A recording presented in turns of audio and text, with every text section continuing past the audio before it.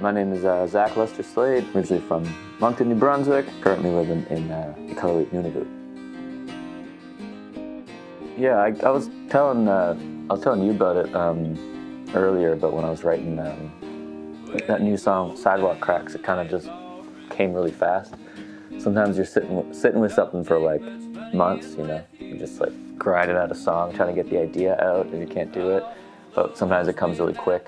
So I don't really know exactly where it comes from, but I find it's just therapy for me, you know. And if anyone else can kind of get anything from it, then that's great. But for me, it's always just been a way to let it out and to connect with the world somehow. If you're a shy person, don't like talking too much, which I can be, this kind of just been a way for me to connect with people and just find ways to talk about the things I've gone through or stories I hear from other folks that have gone through similar things, and maybe they can get some kind of feeling from it, you know, understand how to express themselves or how to come out of certain things, you know, because we all go through shit, you know, go through hell, and hopefully this is whatever ideas I'm trying to get out there, hopefully it's something that folks can connect to and just be a part of, you know.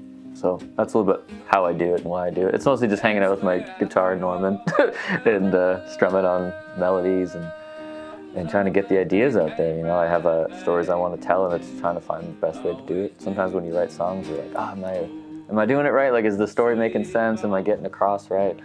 So if folks can listen to my shit and hear a story that makes sense or interpret it some way, then I guess I did my job as a songwriter. Yeah, I guess there's like rules. Like people have like these like rules or guidelines you're supposed to follow, but I try to not do that in like the, you know, first chorus. Like you can do it and it's great, but I got tunes that just kind of, I'll just ramble on for like 6 minutes without any kind of like solution sometimes. Sometimes the songs don't end the way they're supposed to, or they don't come to a conclusion or anything. Like I wrote a song called Painting Houses about when I was a kid, working in like construction families and stuff like that, and working in houses painting and for hours and hours a day, and just, you know, being around sandy walls and, you know, trades folks and stuff. And the song is just about that. There's no chorus, there's no ending. It's just you're trying to talk about it. You know, it came to my head one day just to get it out. I got another tune called Pay to Fish I put on a record years ago. Same thing, 2 chords for like, goes on for like 5 minutes. And then sometimes you get, you know, sometimes a hook comes and you jot it down and you're like, cool, this is the chorus. I just do it the way I know how to do it and do it the most honest way I can. Try to make it real. And that's just how I've been doing it.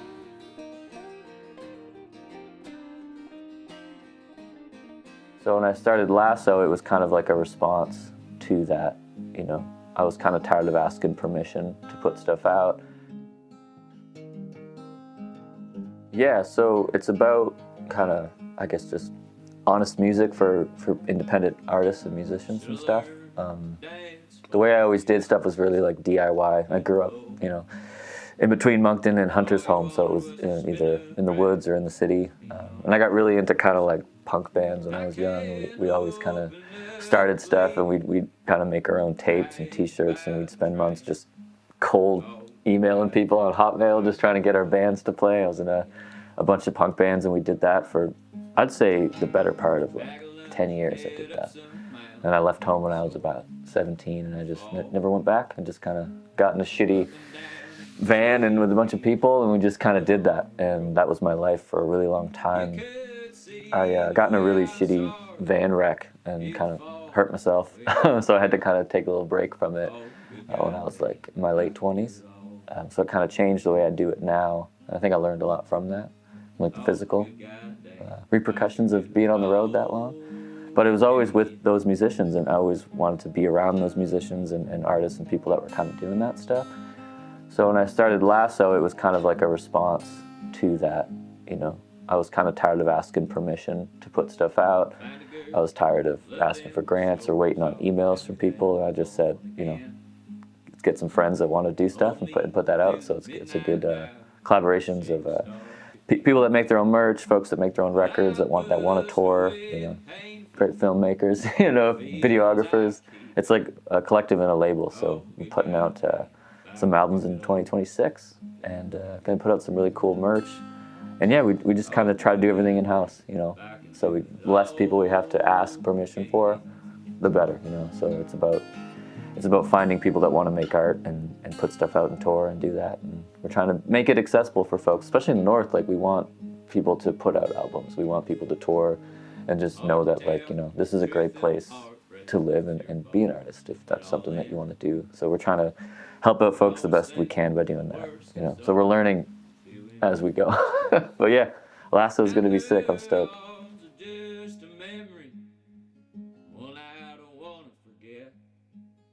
Oh, good goddamn, if I could do it all again. Oh, good goddamn, if I could do it all again. All right, this is a new song.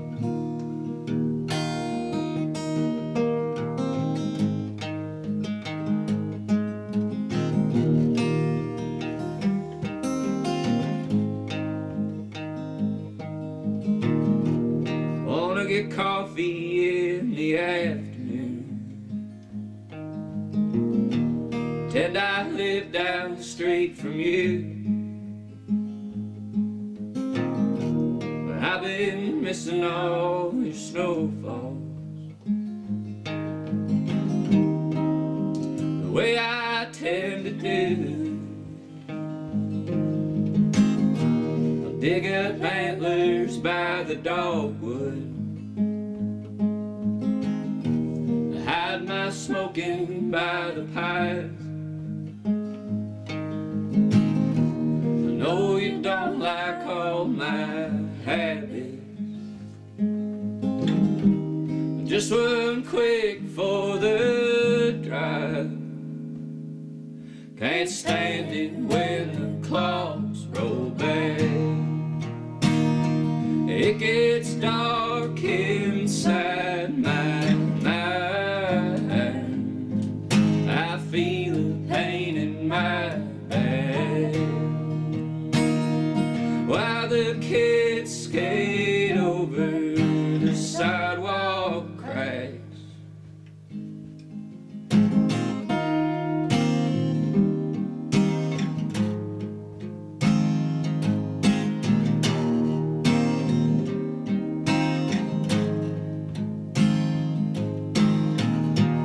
I'll send money if I have some.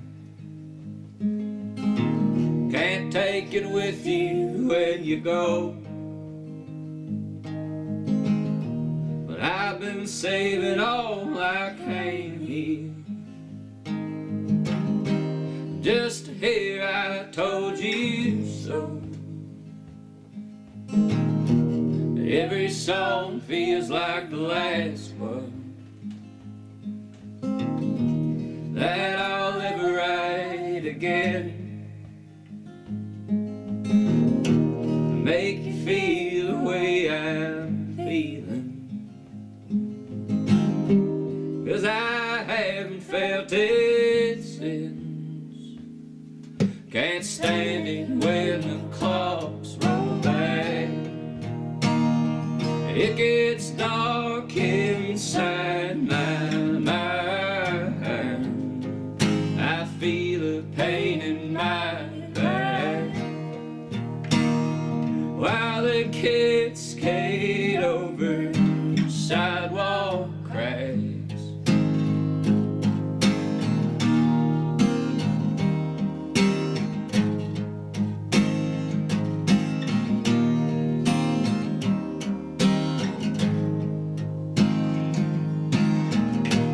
Pay attention as the years go, and how our skin changes with age.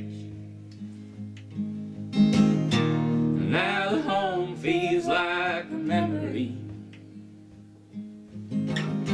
that I revisit every day.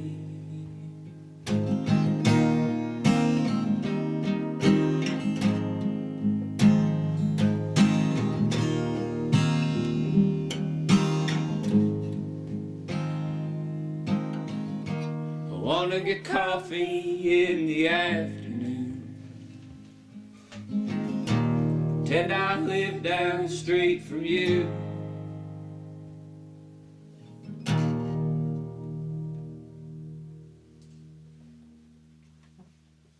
There's a lot of bureaucracy in the music scene, I find, and a lot of like stuff like gatekeepers and folks that don't want to do things or need to do things a certain way. And it's just, you gotta just be like, I don't care how other people do it. You know, I don't want to do it that way, and I don't have any interest in doing it that way. I've always just wanted to go out and make stuff happen. You know, you can spend a lot of time on boards and shit, just trying to make things happen, but you know, nothing actually gets done in a lot of ways. So I like hanging out with folks that want to make art and want to do it for the right reasons. You know, and usually it comes from not getting a lot of personal gain from it. It's just about doing it as a community together, you know? Like, I love bringing people together to do projects and to work on stuff. Like, some of the best tours I've ever been on, you know, are just with my homies and friends that want to go out and, you know, play shows and connect with people in some way, you know? We got however long on this earth. I feel like it's kind of what it's meant for, you know? Connecting in that way and trying to express yourself and maybe leaving something behind that other folks can pick up. I work with a lot of youth out in Nunavut through music, and I see a lot of young people get inspired by it, and they want to like make stuff, you know, and they want to just like put stuff out, or they're working on a guitar riff, or they learned like an AC/DC riff or something. They're like, yo, this is it, like this is what I want to do. Because when I was a kid, that's all I wanted to do. And I'm in my 30s now, and it hasn't really changed. It's still very much a part of my life, which I'm very grateful for. To be able to live and make art is all I can ever really ask for. Yeah, folks want to tour, man, until they have to, like, you know, sleep on the floor of a van, I guess, or like people's closets and stuff. But yeah, I started really young, like when I was a kid. I was very like romanticized touring, but I romanticized like the shitty parts of it too. Like, I wanted to wake up hungover and drive 9 hours to play a gig for $25 and sell my homemade tapes, you know. And in a way, I still like to do that, you know. You try to cover your expenses the best you can, but there's a really great directory of people and musicians that help you out, and you know, it's a lot of the same thing. A lot of things have changed now with technology and AI and TikTok and all that stuff, but there's a lot of people that are still doing it that way, emailing people and working on demos and sending your stuff. And I think if you want to do that, the best way to do it is, you know, get a group of friends together, start a band. You know, if I was to give advice to younger folks, and make an album, make some silkscreen t-shirts. YouTube how to make silkscreen shirts, you know, that's how folks do it. Make tapes and just kind of find bands that are doing what you want to do and ask them how they're doing it. Start your own shit too, right? A lot of times when I was kind of sick of not having house shows around, I just open up my living room and host bands, you know. Or, you know, if you want to make videos like this or you want to write songs, find friends with cameras and just do your own thing. So many times we wait around and be like, I wish someone would make this, or I wish someone would do this, and comes a time where you just have to kind of do it yourself, you know. And I think that's what is kind of magical about music and art and touring, is just like you can create something out of nothing with just an idea. And that's super empowering, because you're not asking permission to do it, you're just doing it. And next thing you know, you've done it for years and you're like, oh, I'm just a touring musician now, I guess, you know. Obviously there's like things you got to take care of, you know, you got to get your expenses right and all that, but that's stuff you learn as you go. I think part of it is you have to make mistakes and just kind of do it, and just do it for the love of it first.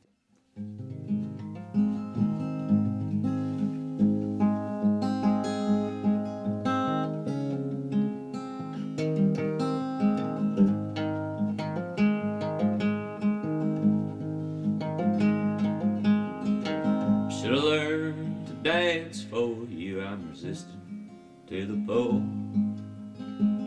All you wanted was to spin around. I was leaning on an old bar stool. I can't open up to leave you, crying by the train.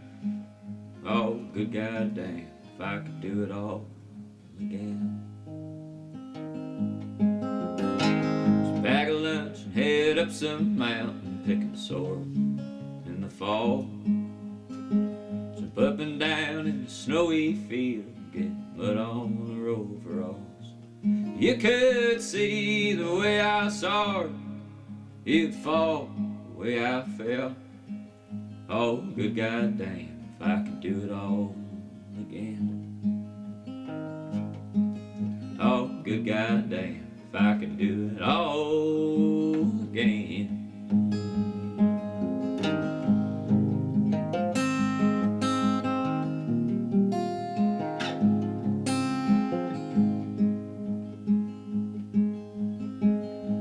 of girl, love them stories, oh, tell me that one again. And hold me through the midnight hours when the shakes start to kick in. Well, I pushed away the painful feelings I keep in.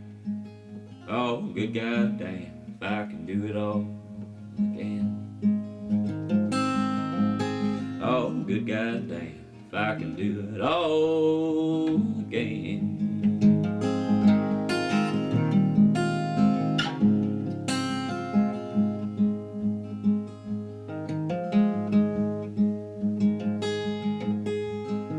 It's hard to tell the truth and heartbreak when it's your fault. It all ends. You always think the worst is over, you're doing the best you can. Now her arms are just a memory, one I don't want to forget. Oh, good goddamn, if I could do it all again. Oh, good goddamn, if I could do it all again.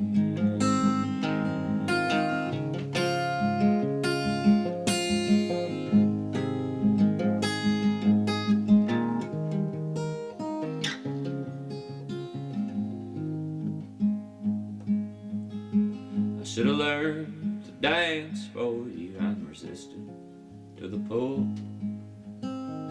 All you wanted was to spin around. I was acting like a fool. Who can open up and leave me crying by the tram? Oh, good goddamn, if I could do it all again. Oh, good goddamn, if I can do it all again. Oh, good goddamn, if I could do it all again.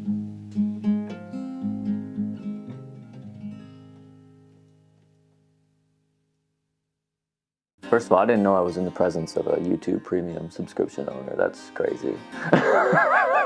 YouTube's like the best school I've ever went to, man. I left high school and I never went back to university. I looked at some trade stuff because in New Brunswick you either kind of become like a cook at a restaurant or you go in the trades, and that's kind of it. You know, that's kind of your options. So I did the trades for a long time. I never wanted to go to school. I didn't think it was as accessible for me. Several learning disabilities and all that, you know, it wasn't really like, it wasn't what I wanted to do. So I was able to kind of have mentors and have YouTube and just like Google stuff and just kind of look at different ways, because there's so many different ways to do it, right? And I don't think it should be made to look like it's inaccessible. And I think a lot of ways that is when folks want to do stuff. Like the first thing you hear is like, oh, well, you know, it's complicated, or you got to do this, this, and this. But I don't know, man. I think fuck it. You know, I still, no matter what shows you do or festivals or whatever level you're on, it still should be about, you know, because you love to do it and that you think it's worth doing. And it's like a DIY thing. You know, you have your friends and you get together, you go in a van and you play shows. It's still, the root of it stays the same.